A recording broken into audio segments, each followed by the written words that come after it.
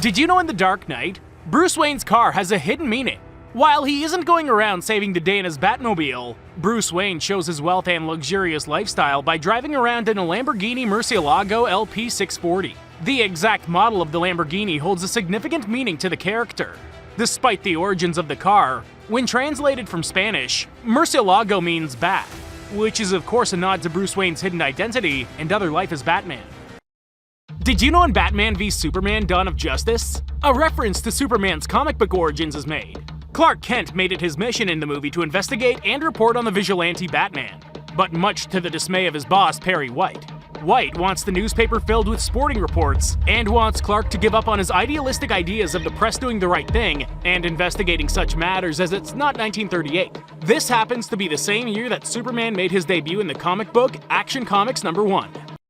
Did you know in Suicide Squad, a message in Latin reveals a hidden meaning? While the squad are traveling through the city for their mission, Harley Quinn makes a stop to smash a shop glass window to steal a bag that she wants. One of the jackets in the shop window has the Latin phrase "Si vis pacem parabella" on it, and when translated it reads, "If you want peace, prepare for war." This quote is very fitting for the plot of this movie, as Amanda Waller created a group of bad guys to take out their exact kind of threats.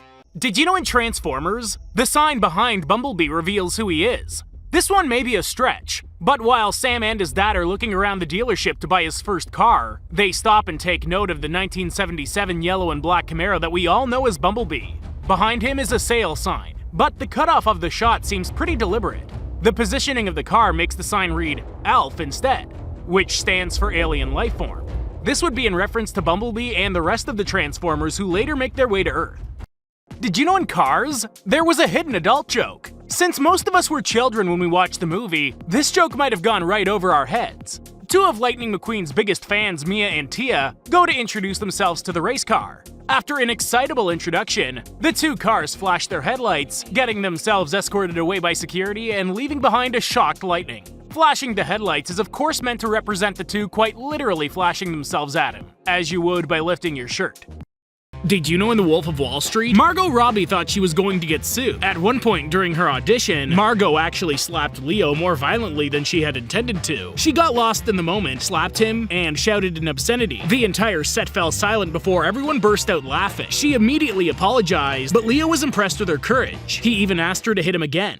Did you know in Knives Out, the portrait of Harlan Thrombey changes? Throughout the film, you can see glimpses of the portrait of the late patriarch of the Thrombey family, Harlan, who's played by Christopher Plummer. Throughout most of the film, while the murder remains unsolved, Harlan has a pretty stone-cold expression on his face in the portrait. But after the events of the film unravel, and the murder solved, a final look at the portrait shows that his expression is changed into a much happier expression with a smirk and almost a smile. Did you know in Rocky IV, Sylvester Stallone ended up in the ICU for 9 days after this scene? To make their big fight look more realistic, Stallone said he wanted some hits to actually connect with him, but one of those hits from Dolph Lundgren caused more damage than he expected. He hit Stallone so hard that his heart hit his rib cage, causing the heart to swell due to bruising of the pericardial sac. It was so bad that Stallone was hospitalized in the intensive care unit for 9 days, eventually going back to continue filming. Did you know in The Incredible Hulk, there's a deleted scene where Blonsky tries to describe the Hulk to General Greller. He mentions that Hulk was 10 feet tall, 1,500 pounds, and green, but then he questions the coloring and says that he might have been gray instead. This is a reference to the first comic book appearance of the Hulk where he appeared gray. There were problems with the gray coloring in the issue, so this led to his skin changing to green in future comics. If you like this, subscribe for more. Did you know in Sleepy Hollow, during the scene where Ichabod tries to escape the Headless Horseman, he sets fire to the windmill. This causes the windmill to explode into a huge fireball instead of simply burning down. This is called a dust explosion, which is when a very fine powder like flour is suspended in the air and ignited. In the US, there have actually been almost 100 people that have died from dust explosion in flour mills.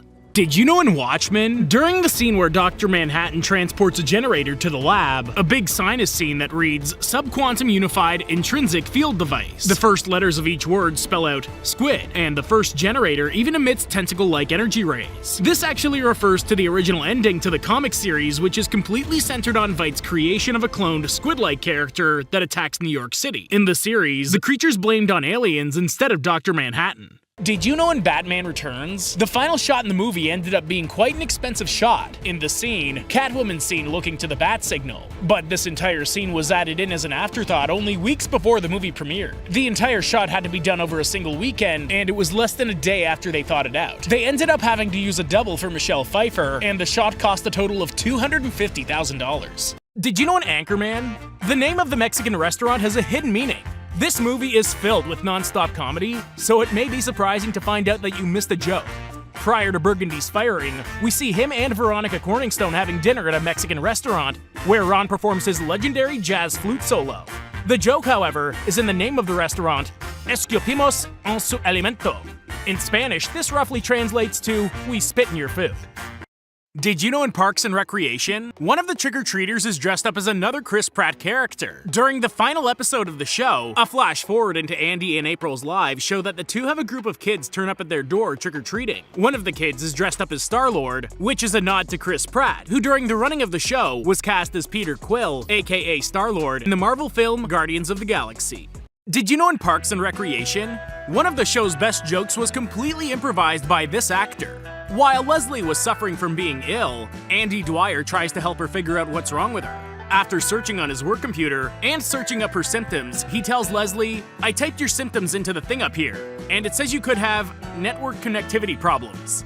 This line was a complete improvisation by Chris Pratt, and the writers and producers found it so funny that they left it in the final cut. Did you know in Community, a Beetlejuice cameo was made? You would have had to have watched more than one episode to get this drawn-out reference, as this one spanned over 3 seasons. In the movie Beetlejuice, it's known that you have to say his name 3 times for him to appear, and in Community, they did just that. His name was said on 2 separate occasions in Season 1 and 2, before being said the final time in Season 3. In the Halloween episode of Season 3, Annie finally says his name, and a man wearing a Beetlejuice costume can be seen walking behind her.